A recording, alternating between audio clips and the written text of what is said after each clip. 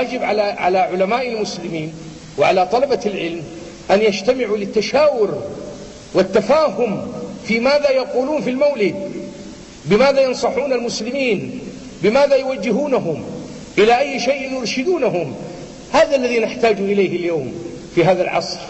نحتاج إلى علماء الأمة وقادتها وربانيها الذين هم أهل الأمانة أن يجتمعوا للتشاور وللبحث في ماذا يقال في المولد، وماذا يحتفل، بماذا يحتفل، وكيف يحتفل، وما هو الخطاب الذي يجب أن نخاطب به المسلمين اليوم في هذه الأعصر التي ترون ما فيها من البلاء والشر والاختلاط والحيرة التي أخبر عنها المصطفى في الحديث الذي جاء عنه أنه قال: ستكون فتن حتى يكون الحليم فيها حيران. فهذا شيء محير فيما وقع في الأمة الإسلامية، في شبابها وفي أهلها وفي أفرادها.